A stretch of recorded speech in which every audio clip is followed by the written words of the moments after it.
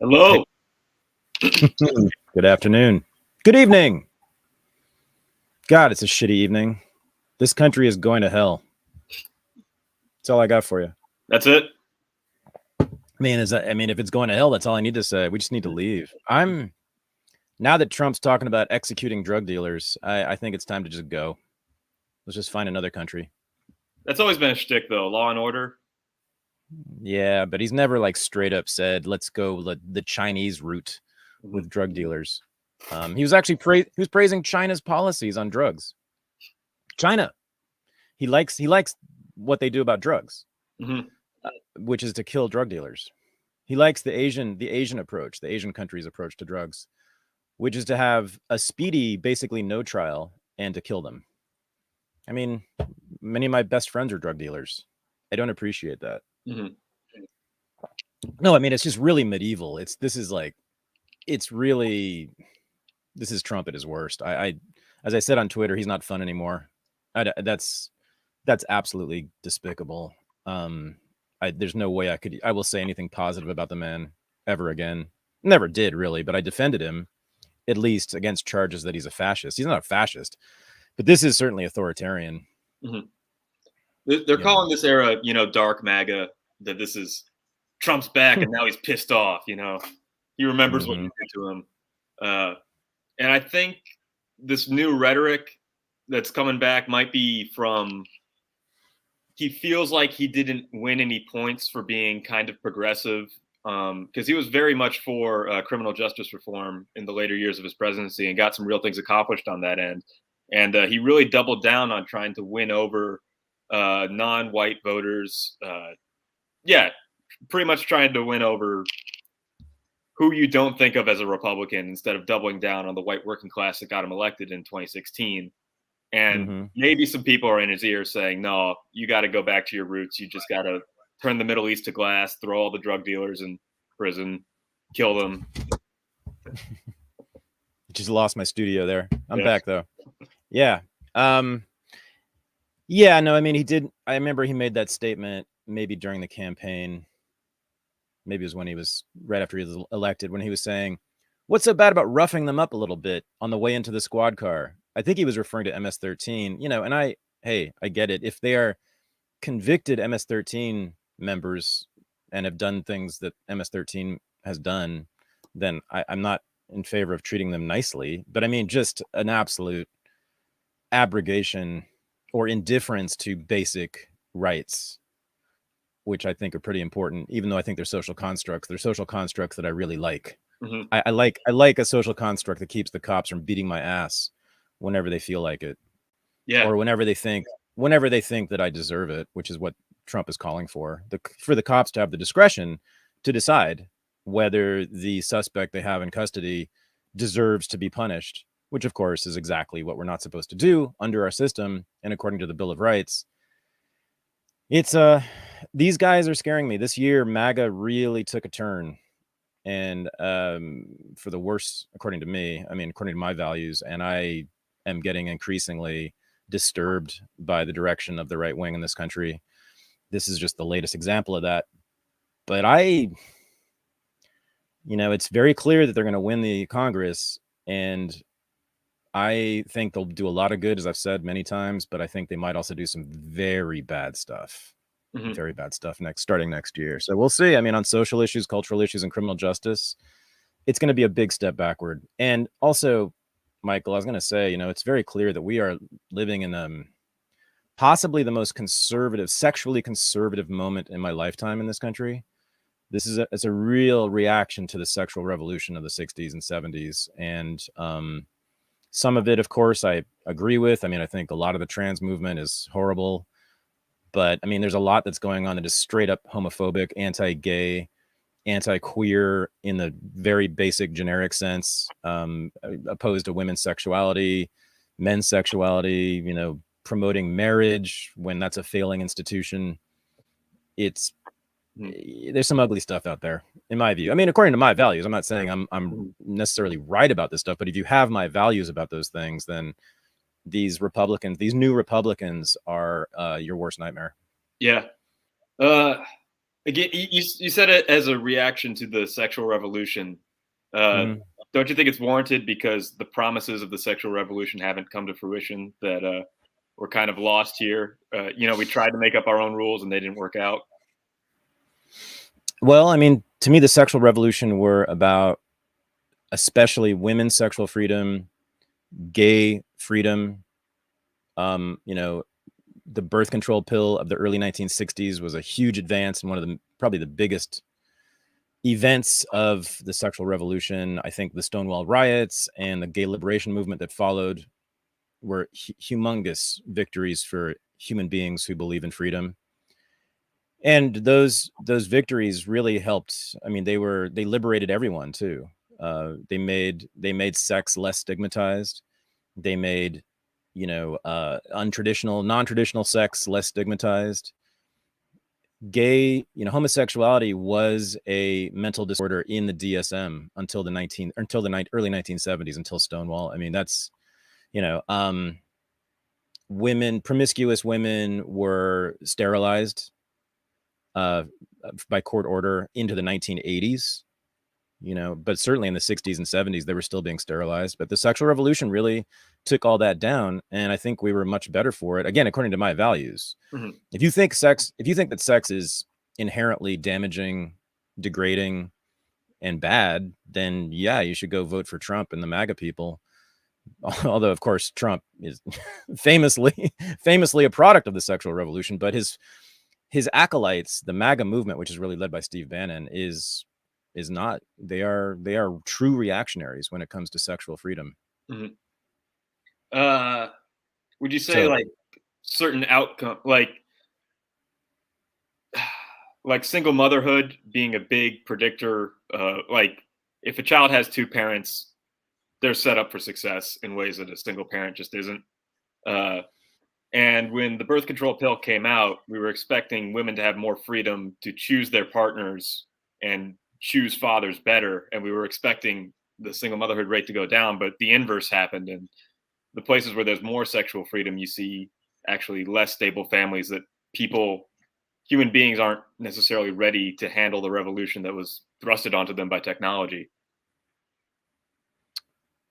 Well, I mean, okay, so the rise of single motherhood, which is definitely a thing. I mean, the cause of that, most people attribute to the rise of the welfare state in the 1960s and the particular rules attached to welfare, AFDC in particular, aid to families with dependent children in particular, gave incentives for women to be single mothers. They got paid basically for every child they had without a man in the house.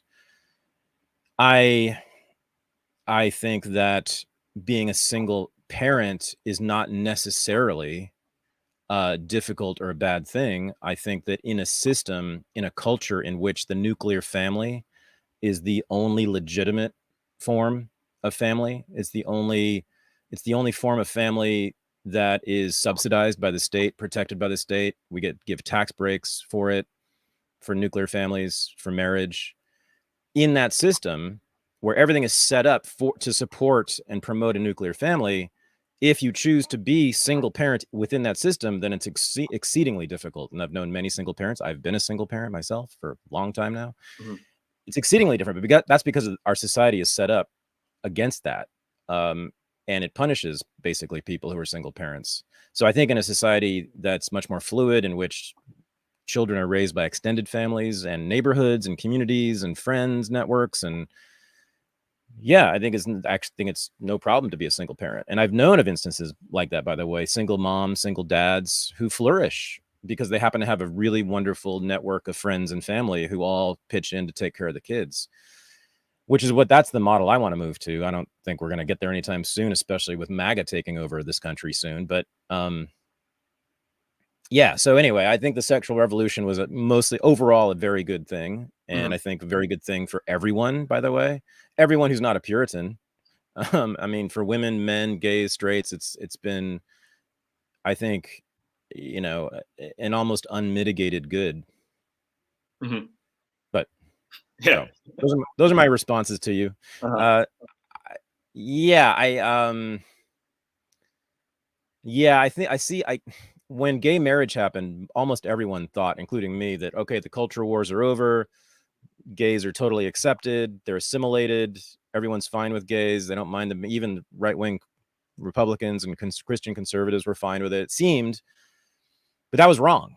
It turns out we were really wrong, that over the last 10 to 20 years, as a matter of fact, a lot of the people who hated gays still hate gays and everything that it represents. And this fear of drag queens is so wild, and it's really childish to me. It's like, have we not grown up? Have we not been outside? Have we not seen RuPaul's Drag Race? I mean, why? I don't get it, why this is so terrifying to them. But it speaks to really like a lack of sophistication about sexuality. And which, if you don't know about stuff, it's going to be scary to you. You know, drag queens really are not scary. They're really not scary. And I don't like a lot of drag shows. I don't like a lot of drag performances. I'm not actually, even though I'm a scholar of the history of drag, I'm not actually a fan of it aesthetically. And I think a lot of it's mean-spirited. I don't like it for other reasons, but it is not harmful to children in any way at all. I'd like to know exactly what harm is done to children by seeing drag queens. What harm is done? What harm is done to anyone from seeing a drag queen perform? What's going to happen to the child? Does anyone ever explain that? What's going to happen to the child when they see a drag queen reading a book in a library? Man, I'm trying to steel man this in the moment. Yeah, I hear you. And it's good. Not, it's good of you. Yeah. And here's the thing about when gay marriage got passed. Well, I would say it's just like, okay, with the drag queen performance, I'd say it's more of drag is an inherently sexual performance. And what are the motives of people who want to put on an inherently sexual performance to an audience of children? Well, I mean, I think in a handful, I think it's very rare. I've never heard of a drag queen seducing a child. I've never heard of that happening. It may have happened. It probably has happened in some cases, but that is not what happens normally. That's not the purpose of drag shows, is to groom children to become sexual partners of the drag queens. Drag queens, I think, are often bottoms for one thing. They tend to like, butch men. In general, it doesn't make any sense at all. Are they grooming them to become a part of this queer culture? Yes, of course, absolutely. And we can have that discussion. I don't like grooming children for anything, but they're not grooming them for sex. It's ridiculous. And I'm like, what is in the mind? I mean, I've asked people many times, like, what's the harm done to a child by exposing them to RuPaul's Drag Race? What will happen when they watch a drag performance? What will happen will the child be damaged? Would I have been damaged if I was 5 or 10 years old seeing a drag show? I mean, I think I did see a drag show when I was a kid. I'm quite sure nothing happened to me as a result of that. I mean, I was exposed to a lot of sex when I was a child, and I am still quite sure there was no damage done to me by it. That is, again, that's not having sex with a child. That's a separate matter. I'm talking about simply just seeing it. What is in the minds of these people when they think that that's going to damage a child's mind? What are they imagining? What's the fantasy there? Yeah. Do you have any idea? Like, what do they think? They never have an answer. They just say, well, that's not appropriate. That's not something for children. It's only for adults. Okay, but why? Why? We're talking about just seeing a drag show. Yeah, man. Yeah. You're stumped. I'm stumped. Maybe it's because they themselves haven't really paid attention to a drag show, and like they don't like. It's just weird. It's like they don't know what they're looking at, I think. And yeah, they're unsophisticated. Yeah. These are the few people who have not seen RuPaul's Drag Race, which thankfully became a huge hit. And so a lot of Americans have seen drag shows, and RuPaul's Drag Race is the real deal. That's real drag. And I think that's also a lot of what's going on. I think a lot of fans of that show are the ones taking their children to drag shows, by the way. I think RuPaul has a lot to do with this. He hasn't really weighed in on this. I would like to hear what he has to say about it, by the way. But it is remarkable to me how it seems like a lot of these right-wingers who are up in arms about it, you're right. I don't think they've ever seen a drag show. They don't know what it's about. And all right, if we're going to go there, like what drives these right-wingers so mad? And I don't want to cause another moral panic, but I've worked with youth who aren't in the best situations. And I can say that with smartphones and unlimited internet access, I would say the average kid is exposed to hardcore porn at the age of like 10. And yeah, I guess. I mean, I don't know. I'd like to know. I don't know. It must be some pretty young. Yeah, I would say that just personally growing up around that same time where it became widely available, and then working with kids around this age, and like you can just tell by certain jokes that they make and certain, like, you got this from a certain place online, Right. and like I've been going down a rabbit hole of some YouTube video essays about like Discord and just different technologies out there, like that can really, like, not like the panic that we had about like To Catch a Predator and like luring your kid online, like that can happen in a new way, way more intensely, and the predator won't even meet up with your kid. It'll just be a community of people just sharing content for fun. That there's no physical abuse that ever takes place. It's just inundating, young people with this, and that's definitely happening. And I think there might be some. I feel like there's a suspicion and a little bit of guilt on the side of Republican parents that something's happening, but they don't know what it is, so they just blame it on the scapegoat. So what is happening with these communities, these porn communities? What's this with children? I would say like the furry community. I don't want to put it in arms, but there are definitely like online groups that lure young people into chat rooms where they can be like our Discord. Like we have a Discord for our supporters, right? And that thing goes on all day. People are just talking about our content. People are having political discussions, and these furry communities and some sexual communities could do that, but it's completely sexual. There's ones that encourage kids to run away from their parents. There's ones that encourage kids to transition. There's ones that, so like with cyberbullying, it's a thing where like, in your day when you get bullied at school, at least you could go home and turn off and not get bullied. But like we live in an age where if you get a kid a cell phone, they're constantly being communicated to all the time. And there's certain apps where complete strangers can talk to your kid and you wouldn't really be suspicious of it unless you're really monitoring their notifications. Yeah. No, that is scary. I don't know much about that stuff, but that sounds not good to me. Yeah, I don't like that at all as a parent or as a person. Strangers manipulating your kids to do anything is pretty not okay.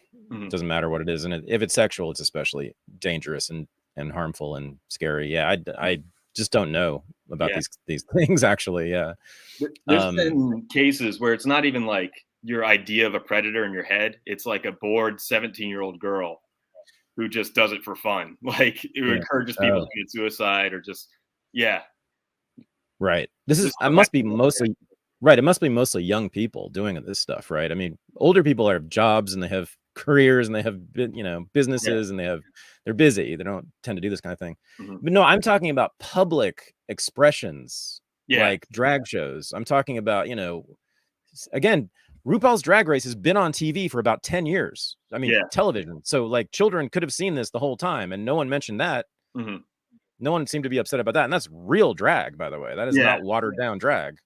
So it just doesn't make any sense to me. It's a very different thing. Yeah. I think the parents are recognizing that their kids have been exposed to something and they're scapegoating the drags as that's my theory. Yeah. Yep. Well, we've talked about this issue a lot. We don't need to go further on this. Yeah, I don't want to hammer it. But since we're there, I want to talk about the monkeypox discourse. And is this legitimately homophobic? Is this too far? So let's see what you think about this. As for monkeypox, I think there's a pretty good rule in life. Don't attend gay orgies. When you look at the New England Journal's report of the 528 cases they reviewed. Ned, come on, man. It's not about gay. How about not any orgies? Go look at the New England Journal's report that NBC News reported on Friday, in which of the 528 cases they reviewed, 95% were sex between men. Yeah, I think we actually have to have a serious conversation about where this is coming from. When I'm done, Brad, you can talk. Instead of going crazy and declaring a national pandemic when 3,000 people have it right now, it's insane.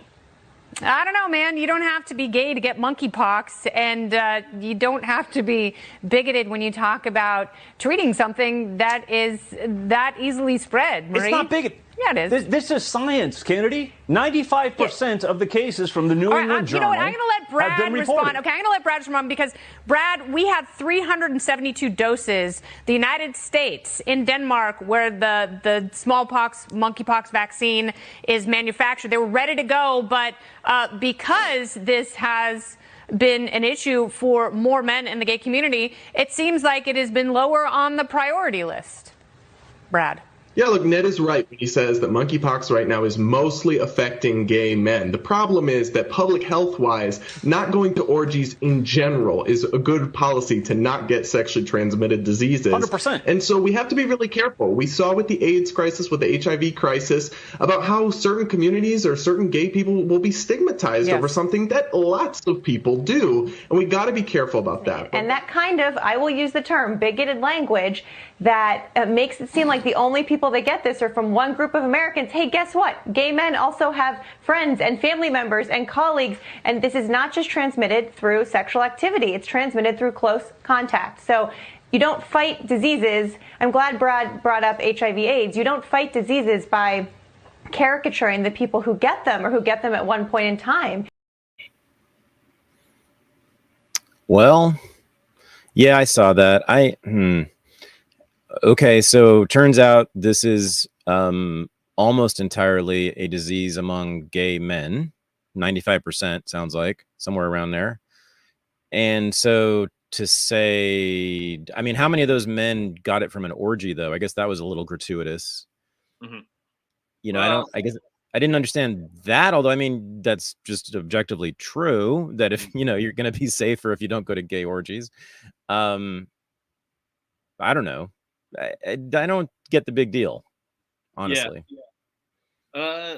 Well, the White House and the CDC and the WHO have been like saying that we want to keep people safe, but we don't want to spread bigoted languages and we don't want to attack marginalized communities. And like with AIDS, it's one of those things where like I remember the hysteria for AIDS. I mean, I wasn't around when it first came out, but I got some of it in school. That like if you have sex one time with anybody or if you do anything, you are putting yourself at risk with AIDS. If you're playing sports with somebody and you guys both have cuts, you could get AIDS, which is technically true. But like here we are, don't share needles, don't have dangerous sex with strangers. Pretty easy advice, and it's politically incorrect to say. Oh, yeah. Mm-hmm. Yeah, sure. I mean, I just found out about a domestic violence group, I think in Philadelphia. This is a group that brings in women who are victims of domestic violence, right? Women who have been beaten up by their husbands. And their latest policy directive is to tell the women not to call the police when they're abused by their husbands because of, you know, white supremacy and yada yada, cops killing black men. Anyway, yeah, I mean, there's a lot of identity politics ends up being not just nonsensical but quite harmful, and so I think that's going on here with monkeypox and the guidance from the White House and the federal government about what to do about this. You know, don't use language that could save lives. Mm-hmm. Because it might hurt somebody's feelings. It might be considered offensive. I was just going to say, I think it's terribly unfortunate that monkeypox is happening now. Right when we're having, as I said, this backlash against homosexuality, you know, against gayness, against gay expressions. So it's a lot of right wingers, I'm sure, are saying this is further proof that homosexuality is inherently evil. That's what they said about HIV. So, this is God's way of punishing homosexuals. This is also indication that it's unnatural. That's what many people have said about AIDS, HIV, and monkeypox, is that that shows us, it proves to them that homosexuality is unnatural. This is a very bad time, not just for gays, but it's a bad time for anyone who believes in sexual freedom. What I see this as a sign of more is the bureaucracy of public health wants to make monkeypox a bigger problem than it is. And if they're honest about how it's spread and how most people will not put themselves at risk with this, with the normal activity in their lives, then they won't be afraid of it. And then, there won't need to be a big public fuss about it. Yeah. Why would they want to make it a bigger deal than it is, though? The same way that they made certain other diseases a bigger deal than it is. Well, I mean, they made COVID a bigger deal than it was, but they did not make HIV/AIDS a bigger deal than it was. In fact, very infamously, they did not. They underplayed it. So I don't know what the interest of the state is in this. I know what the interest of identity politics progressives are, but the state itself has no interest in overhyping a disease. Constant fear, certain medical solutions that everybody would have to take. Maybe budgets get expanded. Okay. Yeah. Maybe. But again, I mean, I'm sympathetic to that point of view, but it is conspiratorial, and there is actually no evidence at all of progressives or the Democrats or anybody who we hate ever thinking there's zero evidence that's why. Yeah. That's why they pushed COVID the way that they did, and they pushed monkeypox. I mean, I think that's underneath it, probably, but I have zero evidence to show for that. Well, I see the progressive instinct to be a do-gooder undergirding this, in that, like, just telling people how to live their lives, telling people to be vigilant, that's always a good thing, and that should apply to everybody all the time. Right. For sure. Yeah, no, that I think is part of it. Again, though, I mean, that's not, they don't say that, they just do it. We are inferring that, right? I mean, no one has ever said that in any way. I'm a do-gooder. I want to do I want to do good, and that's why I'm telling you to wear a mask. Well, yeah. I mean, the early there were op-eds that said I wear a mask because it's the responsible thing to do. It may not. These were from people who said, I scientifically know it does nothing, but it tells my neighbor that I care and that we're all in this together. Yeah. So, yeah. I can see that. No, that's true. Yeah. Again, but there's very little evidence of that, though. I mean, even that, it's a lot of what I've been saying about the reaction to COVID, lockdowns and masks is speculation about the mind, the psychology of liberals, basically, the people who have pushed these things. I don't really know what's going on in their minds. I have suspicions, having known them my entire life and having studied them my entire life, but I don't know exactly why they do what they do around these diseases. But it is remarkable, and it is world changing. The other thing is, lockdowns and masks have been pushed in many, many countries around the world that don't have long progressive traditions like we do. They don't have, major progressive political movements like we do.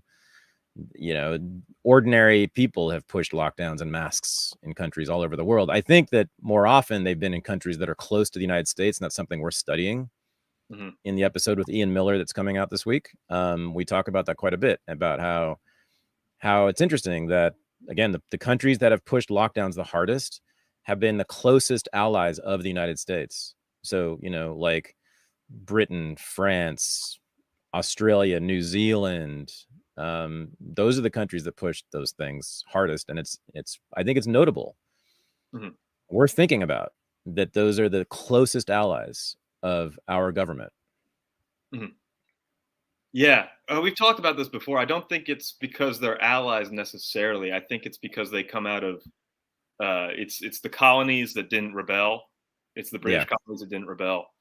So same culture, same mind state, but They don't have the yeah. Well, no, I think it is. I think it is about the U.S. military ultimately, because France is one of these countries, right? And so we don't share a language with them, and have not, don't have a deep history with France, but we have a recent history with France in which United States anyway, controls many of the directions of the French government because we control their security, and France can't do a lot of stuff without getting the okay of the United States, and they take a lot of direction from the United States.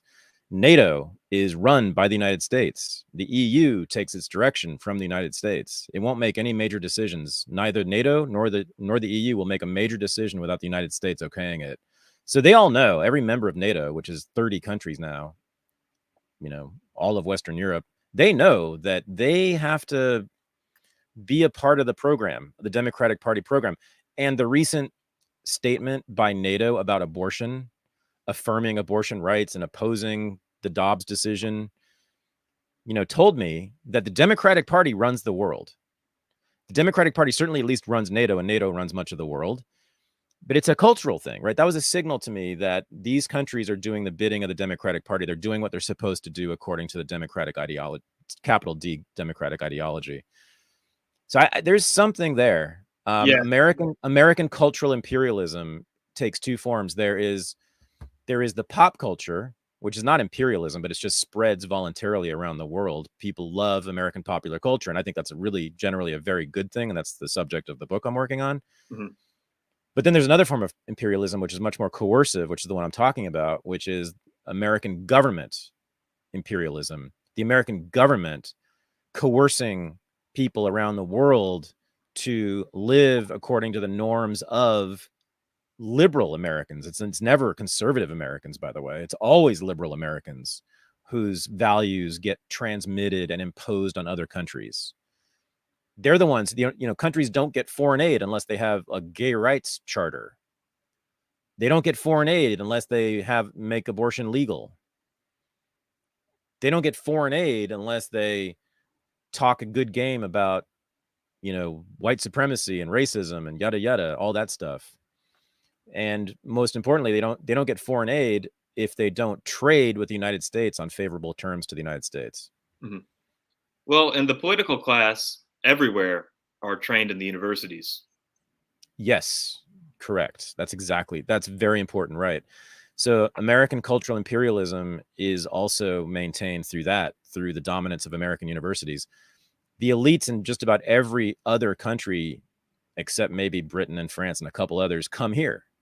If you've spent any time in a major American university, you'll know that they're full of foreign elites, the children of foreign elites, right? I mean, like African countries, you'll see lots of African kids in these schools. They're all from families that are of the ruling class in third world countries. And they often go back after getting their degree at Harvard or wherever and become the prime minister of their country.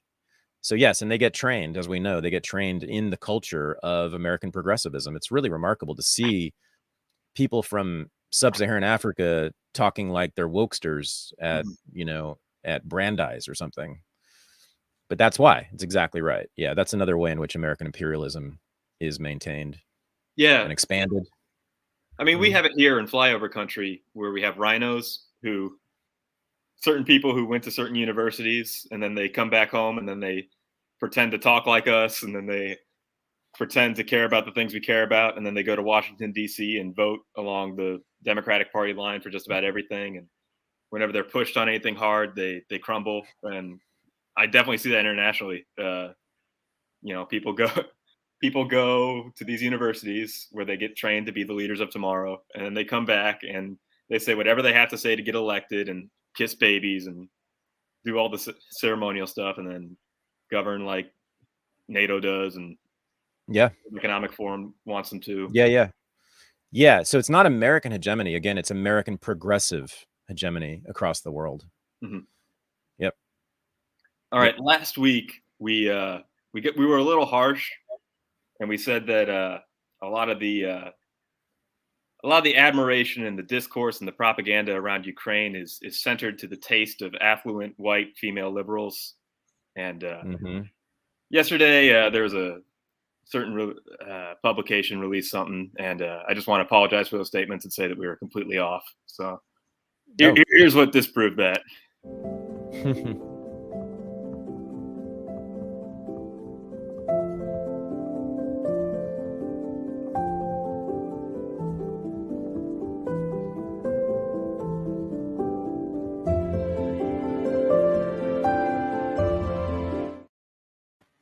Yeah, and a way more expansive photo shoot just yesterday for Vogue with the first family of Ukraine.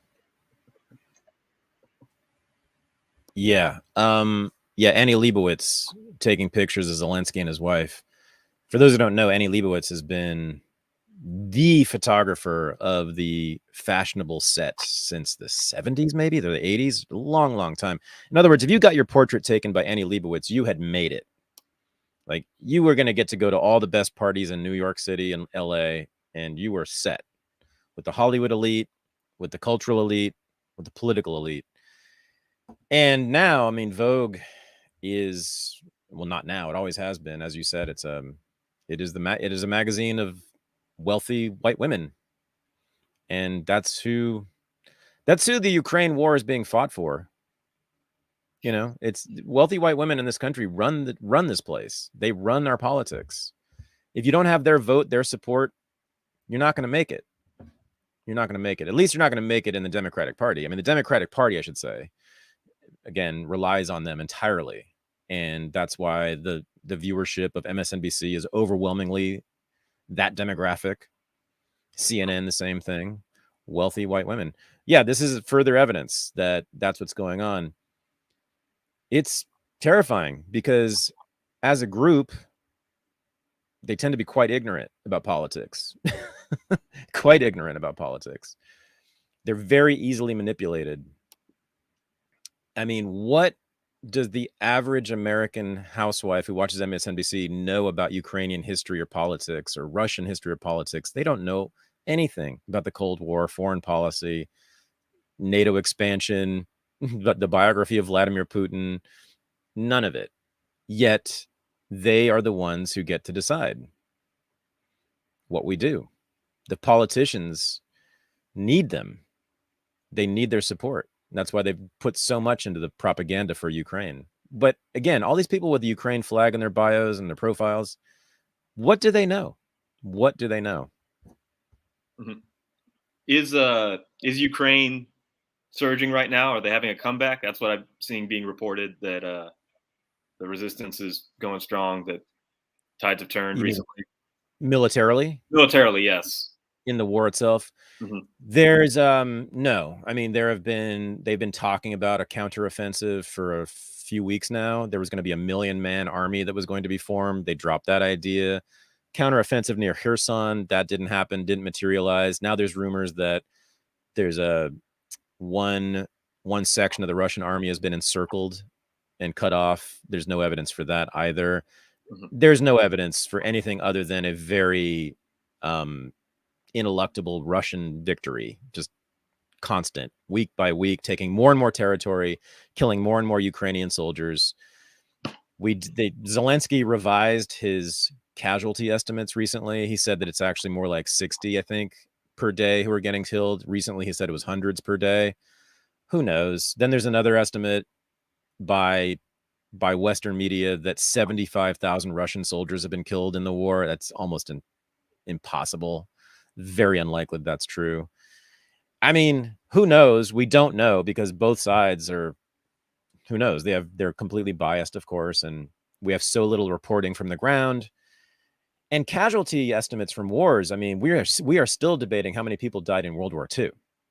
It's very hard to come up with a precise number for casualties in a war for a lot of reasons.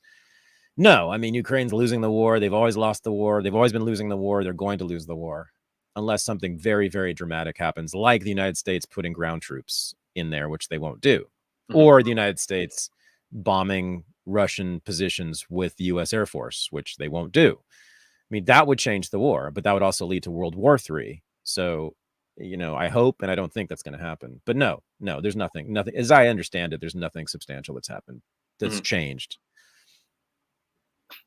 So, yeah, like, You've also been saying that Zelensky should be testing his food just like Biden should be. Oh yeah. Yeah. Yeah. So right, Biden and Zelensky are right now the worst things for the CIA. They are the biggest problem for the CIA. They are discrediting the federal government. They're discrediting U.S. foreign policy. They are losing the war. Russia is winning the war. Putin is coming out victorious. He's stronger than ever. The ruble is stronger than ever. The dollar is weaker than ever. BRICS, Brazil, Russia, India, China, and South Africa, this new alliance is gaining in strength every day, and they are becoming more and more organized. They're having conferences. They could very easily become a military alliance in the near future. And if that is to happen, a real military alliance, then it's an entirely new ballgame. We are no longer living in the American century. The U.S. is no longer the unchallenged superpower in the world. We're living in a new world, and I don't know if it's a better one, but it's a very different one. I'm very afraid that because when alliances like that form historically, we tend to have giant world wars. Or, I mean, not just in the 20th century. There were world wars before the 20th century, you know, multiple countries involved, killing tens of thousands or hundreds of thousands of people. It's terrifying. I mean, I'm hoping that basically BRICS will control Eurasia and maybe a piece of Latin America, and NATO will control Western Europe and North America and other parts of Asia, and we will just coexist peacefully. That's my hope. I think that's the best we can hope for. I'm afraid that what will happen then, though, is that we will have a bifurcated world that in which there's very little trade or no trade between those two blocks, that there's very little intercourse by people or products between those two blocks, like with the Cold War. I'm afraid, I'm worried that we will have a new form of a Cold War, but one that's in which the alliances are much bigger and more powerful. Right? If you have NATO on one side and you have China and Russia on the other side combined, those are massive military forces, the likes of which we've never seen in human history, that can do untold damage to the planet, to civilization, to life. So it's scary. It's just really scary. I hope not too many people die. I think that's the best we can hope for at this point. Okay. So Iraq's parliament got stormed recently, and I want to see how you think that factors into all of this.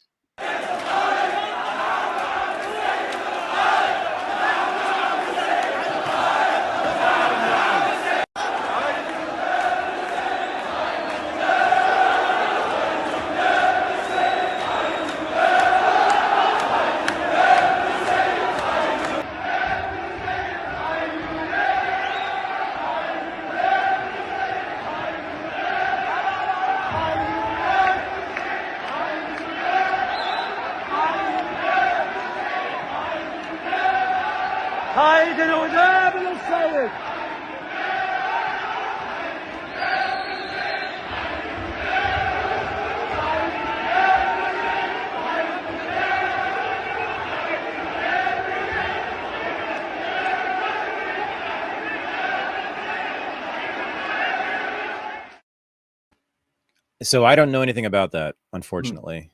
Do you know the context? What's happening there? Yeah, I looked it up. It's an internal thing. So there's a populist Shiite cleric, Muqtada al-Sadr, and and his rival Nouri al-Maliki is in power, and he nominated a pro-Iran politician. So I think, well, it's surprising that I mean, not too surprising, but it's all young men, and there's no violence, which is interesting. But yeah, just like a public demonstration, I think, of a nationalist section of Iraq who are afraid of Iranian influence, is what it looks like. Okay. So Sadr, if those were Sadrites in there, Sadr's been around forever. I mean, he's been around since the Iraq War of 2003. He was a very powerful Shia leader who was, as I understand it, sort of the most powerful and famous figure in Sadr City in Baghdad, which is basically a huge ghetto in Baghdad, full of Shia who were historically oppressed and discriminated against in Iraq because Saddam's regime was Sunni and they discriminated against the Shia. The Iranian leadership is Shia, and there was an alliance between Sadr and Iran for a long time. I guess that has frayed. I guess that the alliance is no longer happening.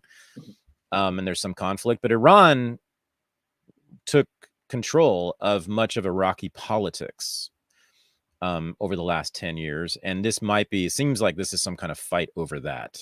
How much influence Iran has. But again, I don't know what's really going on. I haven't followed Iraqi politics closely in a couple of years, so I don't know what's happening there now. Yeah, weird, because the Iranian alliance would be, with Russia, and Iraq hasn't been able to form a new government ever since the elections 10 months ago, and it looks like, they're afraid of Iran getting more and more influence over it. I mean, that's one of the great, bitter, dark ironies of the Iraq wars is that Iran came out the winner. Yeah, not the United States. Not the United States. Iran expanded its sphere of influence. So what we have now as a result of the Iraq wars, we have what's called the Shia Crescent, which goes all the way from Iran to Lebanon. You have Shia governments like in Iran or Iraq, and then Shia movements like in Hezbollah in Lebanon and in Syria too. You have major Shia political power all the way across from the Mediterranean all the way to Iran along the Persian Gulf. So that's called the Shia Crescent. Mm-hmm. And that is a raid against the Sunni forces, Saudi Arabia, right? In particular. So who are backed by the United States and Israel. So the United States and Israel and Saudis and the Sunnis are on one side, and the other side are Iran, Iraq, Hezbollah, Russia, and the Syrian government, Assad's government, all of whom are some form of Sunni. So that was the alliance. Those were the two alliances I was very worried about until a year ago, until things happened in Ukraine, and now I'm worried about other things. So there's like several different alliances now forming, or that have already formed in the world that are hostile to one another, that could lead us again to major world wars. And that was the alliance that strategically the Iraq War was initially planned to prevent, right? Yes. Sphere of influence over that whole region. Yeah, I mean, the Iraq War, I mean, the neocons who planned it, they wanted the United States to control the whole region. There was going to be no Sunni or Shia control of the region. It was going to be the United States controlling that joint. Didn't work out that way. Didn't work out. Yeah. So now we have this bizarre thing where the Israelis and the Saudis are in league with each other and with the United States. That's a dangerous combination right there. Yeah. And a few weeks ago, Biden was pushing Iran on a nuclear deal. I'm not sure if that ever came to fruition on creating another nuclear deal, but I've seen the pitch come back up with a little bit of like Iran fear being stoked in the media just a little bit. And that the fact that the Iran deal got discarded by the previous administration kind of does away with all the goodwill that Biden might have had, the Obamas might have had for Iran. Yeah. All right. I just say this. The policy on Iran is very clear to me what it should be, which is to leave them entirely alone, because that government has no future without the United States. The United States imposing crippling, murderous sanctions on that country have only increased the support among the Iranian people for the Iranian regime, which has almost no support among young Iranians who are overwhelmingly interested in hip hop and piercings and tattoos and American television and sex and drugs and all the good stuff that we export. They have zero interest, almost zero interest in Islam and Islamism. And we know what women are doing on the streets of Tehran almost every day, you know, shouting in the face of the cops who are trying to tell them to wear a burqa, right? The revolution in Iran, there's a new revolution in Iran, which is counter-revolution. And people want what we have in the West. They don't want to live according to the dictates of clerics. They don't want to live under Sharia law. They don't like that shit. They like how we live. And so you just let that regime go, let it do its thing, and it will absolutely implode under its own weight. There is this daily rebellion in Iran against that regime. It has no future without the United States interventions. U.S. interventions prop up that regime. Just like in Germany in the 1940s, when the Brits and Americans started bombing German cities, people who hated Hitler started supporting Hitler because he was the only way they were going to survive, they thought. That's what happens when you have a war. People rally around the leader, no matter who it is. So leave them alone. Yeah. And let them fall in their own accord. As Ron Paul always says, sanctions are an action of war. And you Hell look yes. at the sanctions at Russia, you look at the sanctions at Venezuela. Exactly what you described happens every time. The leader now has a legitimate grievance to rally the public around. Exactly. Exactly. They're acts of war, of course. I've always said, so what happens if, you know, some gang like closes off your street and doesn't allow anything to come in or out of your street? You know, no products, no food, no medicine, no people, no money. That's what sanctions are. You would consider that an act of war. And it's deadly. It does kill people. It kills people. They were stopping medical supplies from going to Iran. Still are. That kills people. It's not news. All right, man. I don't know how to transition into this, but I wanted to talk more about what you were saying earlier about drug dealers and violence. So with the Dobbs decision, and basically what you were saying about human rights, like I want to expand this conversation. Like with the Dobbs decision on abortion, bringing that decision to the states. And with what we've been talking about Foucault and power, like I've in the last few weeks, I've come to this realization where I've kind of abandoned the idea of human rights entirely. And I don't believe in the incorporation of the Bill of Rights anymore. And in all practical terms, rights are a complete social construct. And as we've been reading James Burnham and talking to Yarvin, which will be out soon, all that's real is power. And that it's way more, if you want to accomplish actual liberty or you know, from whatever perspective you're at, give power to the proletariat, for example, you need to be focused on power and less so on these fancy ideas of human rights. So human rights. So Samuel Moyn, who was on my show a couple of years ago, he's a historian. He was my colleague at Columbia for a while, actually. He's written 2 books on the history of human rights. And Sam argues, I think, quite persuasively that human rights was invented as a concept in the 1940s by the United Nations and people around the United Nations and around that project. And it has been used ever since then to advance American imperial interests.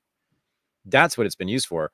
Which war has the United States conducted since World War II in which they did not invoke human rights, in which they did not say human rights are being violated in, name your country, and therefore we must go to war there? Human rights are being violated in Korea, Vietnam, Afghanistan, Iraq. It's always been said as a pretext for war, for control, for imperialism. Did I lose you? I lost you.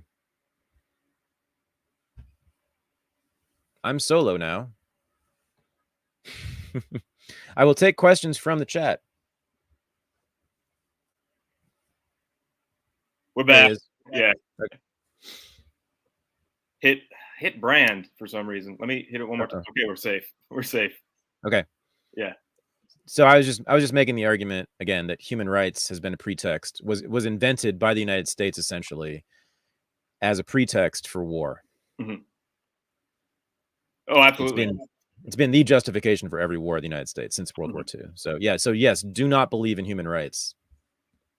Do you believe in the incorporation of the Bill of Rights in that, like, so when the Dobbs decision came out and then the New York gun law came out, basically they were saying that because the Second Amendment exists, the federal government can usurp the state governments for actual rights that are in the Constitution.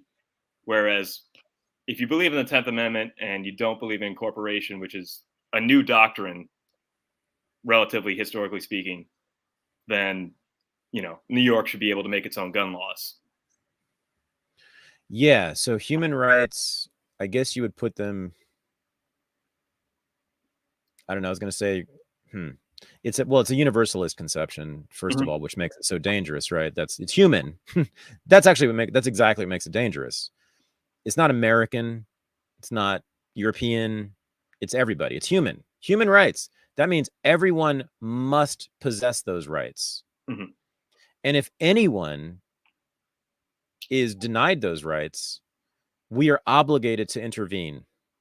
That is the message of the Declaration of Independence by Thomas Jefferson. That's what he says about rights.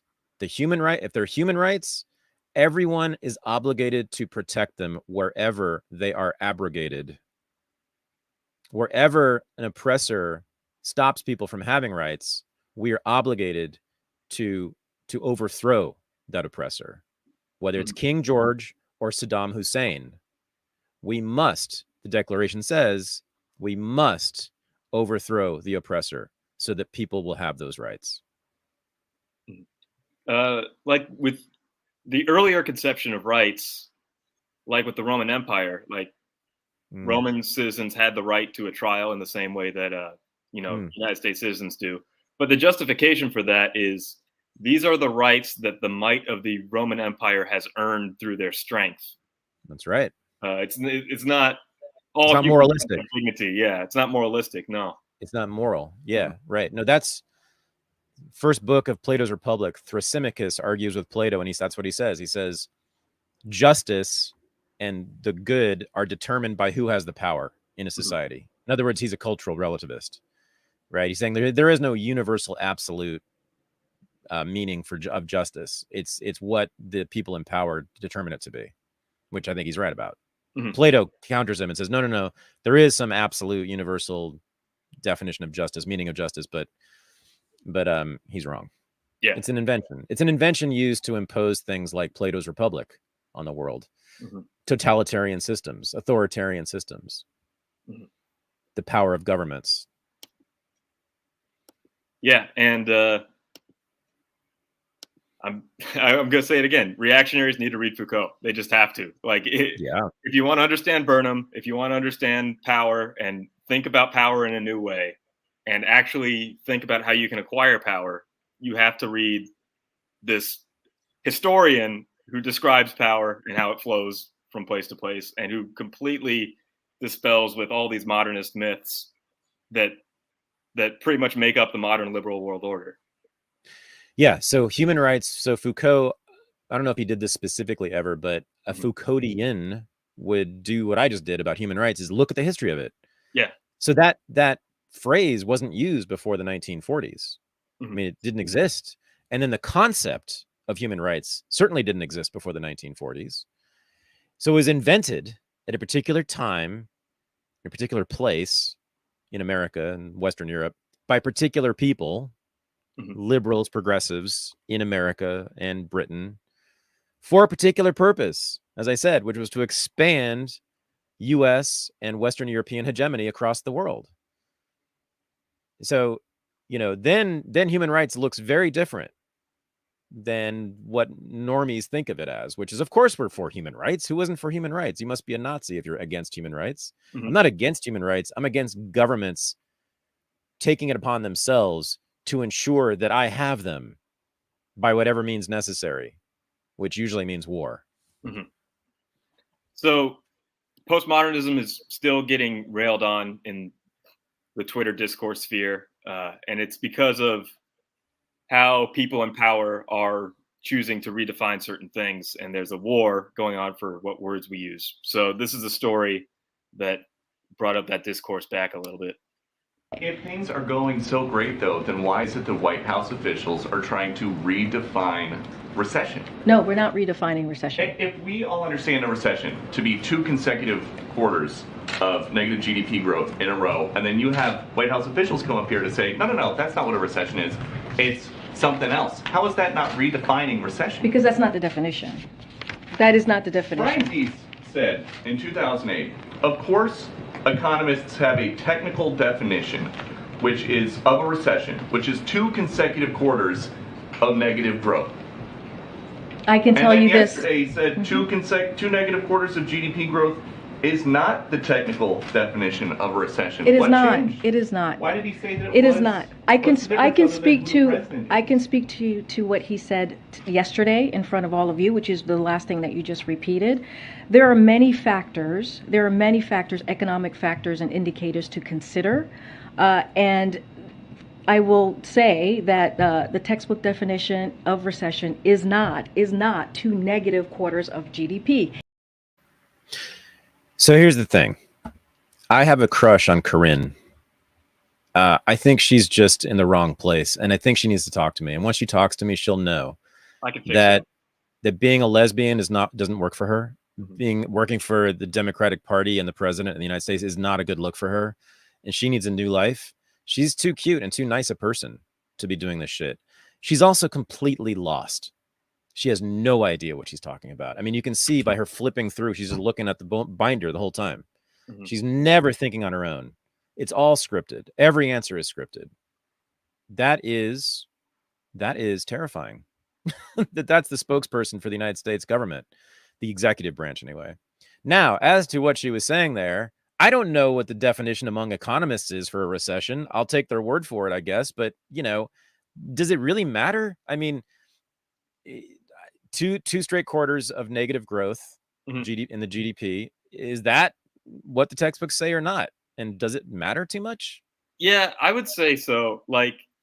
Okay. So all the economic people I've been listening to have been saying for the past few months is that we already are in a recession, that we've had 1 quarter of GDP loss. And then the numbers just came out this week that we had a second quarter of GDP shrinkage, and the recession, the less economic activity is the recession itself.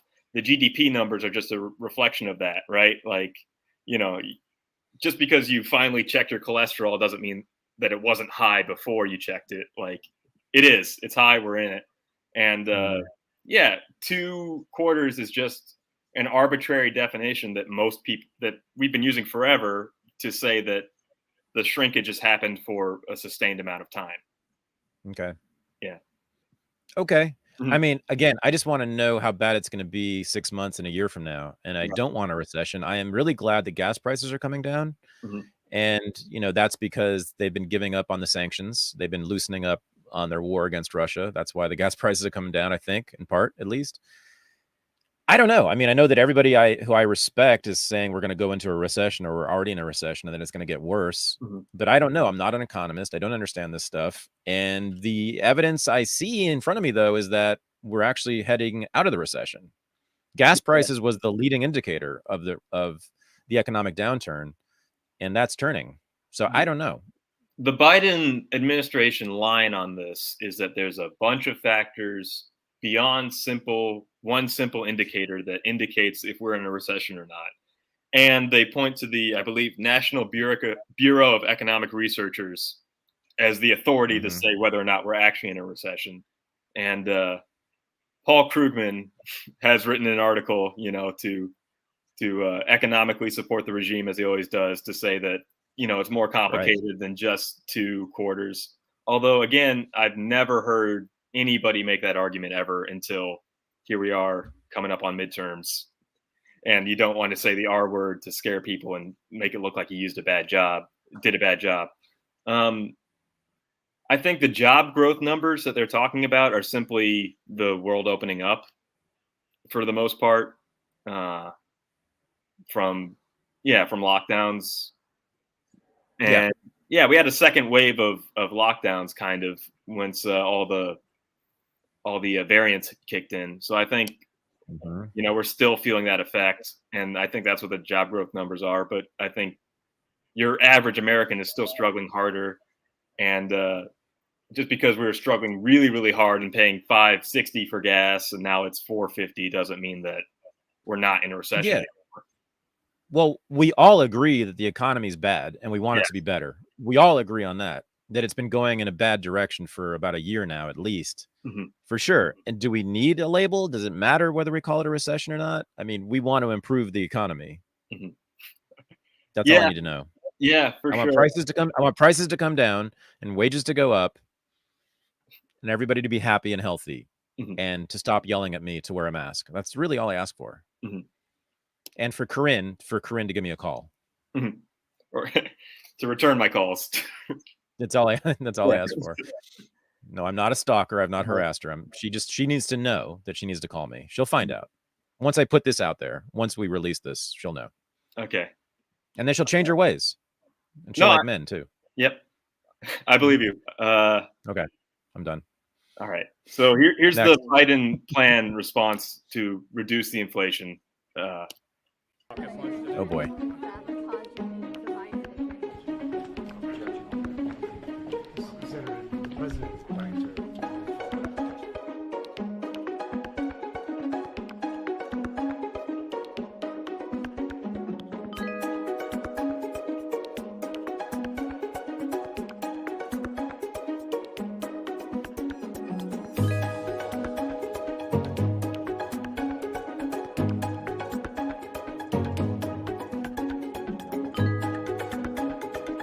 I'm worried about the person that can't feed their family, who can't basically put gas in their car to go to work, and having a hard time paying utility bills.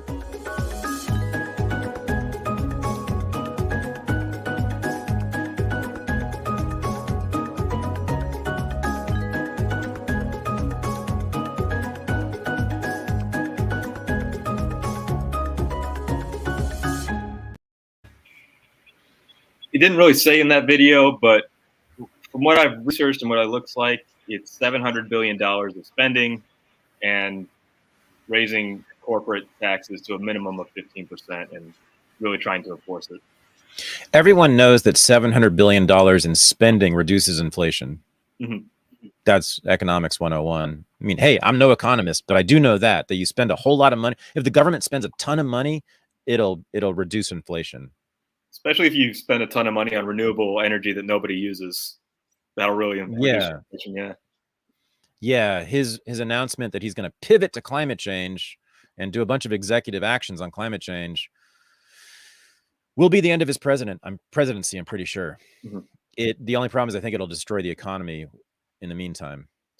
Yeah. I almost brought this clip up, but there's a New York Times poll, and the New York Times conducted this poll, but they said amongst voters, 1% believe that climate change is the most important issue, which I was shocked at. I thought it would be way more, but they said 1% thought, at least maybe for this election cycle, climate change is the most important. I believe 20% believe that the economy was the most important issue.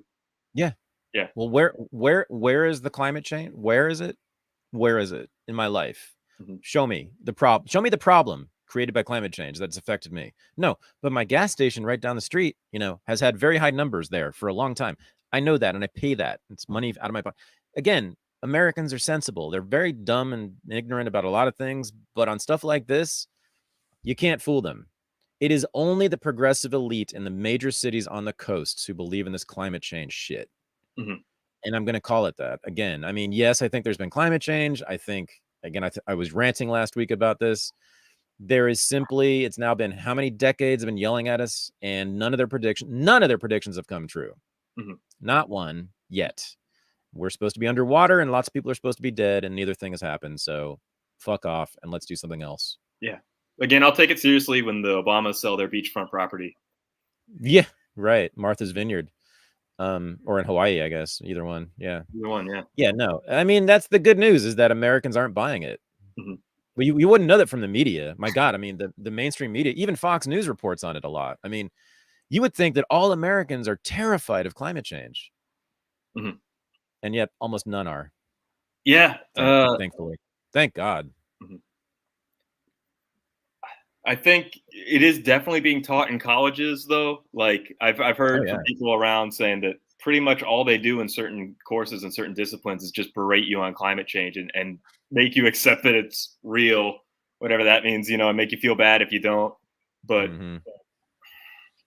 that's racist, though. Believing climate change is racist, or? Well, if you're not talking about white supremacy, you're being a racist. Exactly. Yeah. So you got to figure out a way to talk about climate change and white supremacy at the same time. And then you're cool. Then it's okay.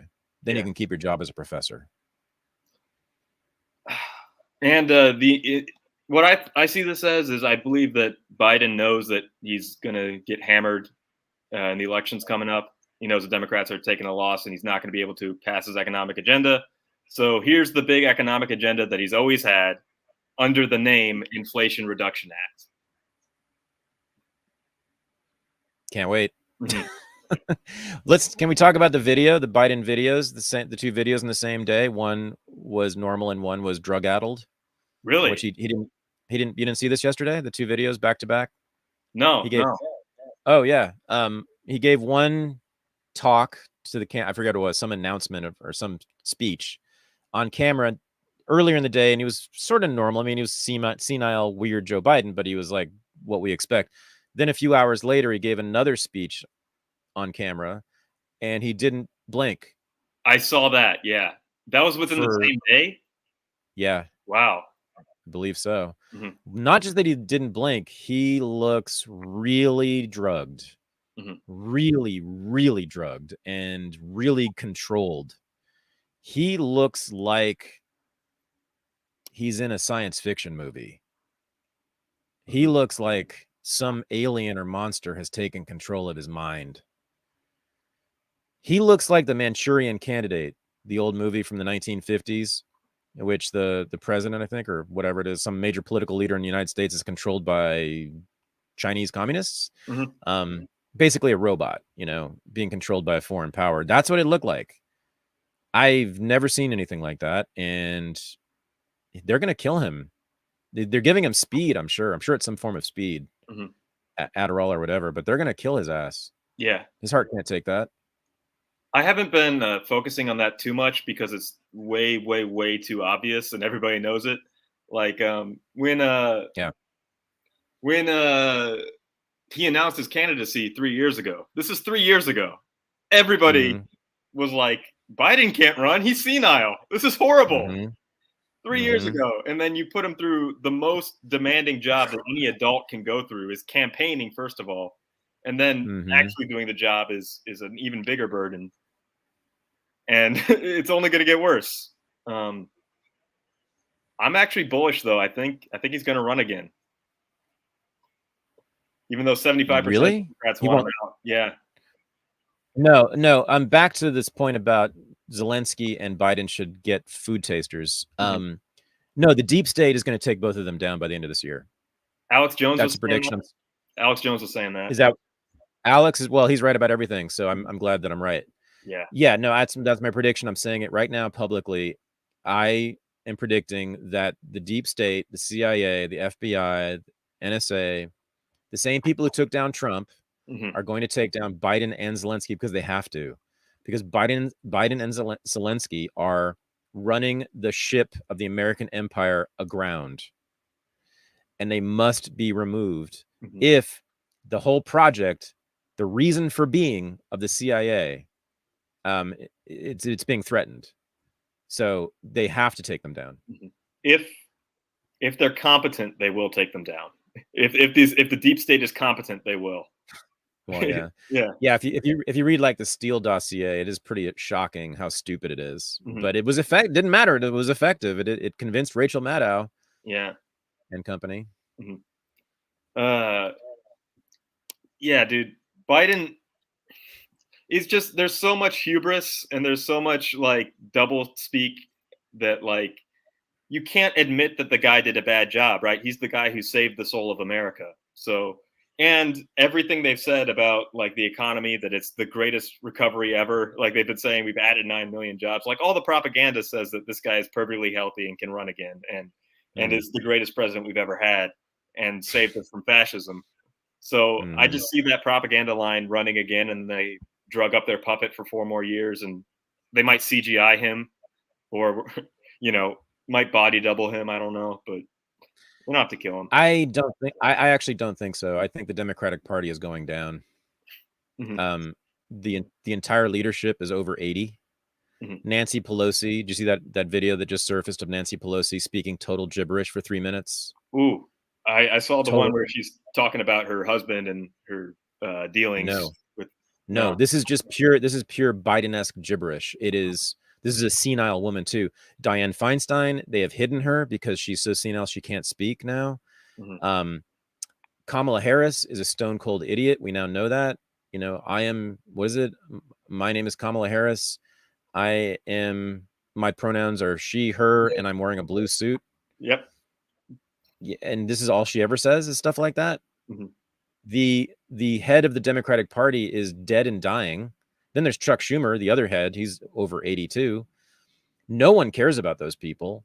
There's no base underneath them supporting them. Mm-hmm. They are embarrassing. They're incompetent. They're inarticulate. They're stupid. Their policies are not popular. They're pushing climate change when 1% of the population cares about it. On top of that, when the Republicans take control of Congress, there are going to be all these investigations, as I've been saying, that's going to expose a lot of malfeasance by Democrats next year. We are going to learn about a lot of corruption and malfeasance by the Democrats next year because of the congressional oversight committees controlled by Republicans. It's going to be really hard for the Democrats to hold on to power. It's going to be really hard for them to hold on to the presidency. Trump, if he plays his cards right, or DeSantis, either one, is going to be pretty much a shoo-in. Also, there is no talent in the Democratic Party. Yes. Who's going to step up? Pete Buttigieg, I think, actually is sort of smart and talented and articulate, but he's never going to win anything for a bunch of reasons. Mm-hmm. He's just never going to win. And who else do they have? There is nobody with any talent in that field. So the Dems are completely fucked, I think. They do control the media, and they still control academia. So there are many, many people who control the levers of power in this country who are with the program. That's what's holding them up. It's that they control the New York Times and CNN and Harvard and all the think tanks. That's what keeps them afloat. That's what keeps the Democratic Party in power. But I don't know how long that can last, especially with the rise of alternative media. Mm-hmm. Like what we do is one drop in the huge ocean of alternative, anti-liberal, anti-democrat media. At least half the country hates them. Mm-hmm. At least half the country hates them. And I think a large portion even of liberals are now suspicious of them. So the current iteration of the Democratic Party is a zombie walking into its own oblivion. Yeah. It's not cool to be a Democrat. Right no. Now. Yeah. That's right. That's a good point. Yeah, it's not cool. Yeah. That's important. It is not hip to be a Democrat. It's not hip to be a Republican either, but there are lots of people who are passionate about MAGA, at least, where there's no passion for the establishment Republicans and there's no passion for any Democrat. Yeah. No one cares about Democrats. There is no John F. Kennedy anymore, guys. You're gonna have to, or a Barack Obama. You're gonna have to invent a new one in some test tube somewhere. Well, I don't like speaking things into existence. I don't like talking about certain things because I'm afraid that might speak. Like, that's why I don't want to talk about Biden potentially dying, because that could look very, very, very chaotic. Like, that could be an assassination that's blamed on domestic terrorists, and there's a huge national crackdown on that.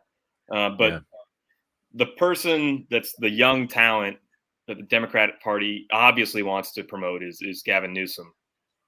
And he's doing the Barack Obama cover tour where he's right. Yeah. And I think they just, and what was it? He had the recall election that was just completely flubbed by the opposition. to where it sort of manufactured consent for the Gavin Newsom agenda by making him look like, oh, I actually am popular. Everybody loves these lockdowns. So they're going to force him on us next. And he might be good looking and capable enough to read a teleprompter for us to fall for it. Yeah, he has nothing original to say. He has not even any original rhetoric. You know, Kennedy, his politics were standard Democratic Party politics, but he had original rhetoric, and he had the look and the charisma and all that got him over. Newsom's just a retread. I mean, there's nothing new about him at all. I mean, Obama had some newness about him too, but Newsom does not. He also has a hell of a history. You know, he was invented by the Getty family here in the Bay Area. It's an oil family, Getty Oil. They've been bankrolling him since the beginning. They've paid for his weddings and his houses and all of his political campaigns.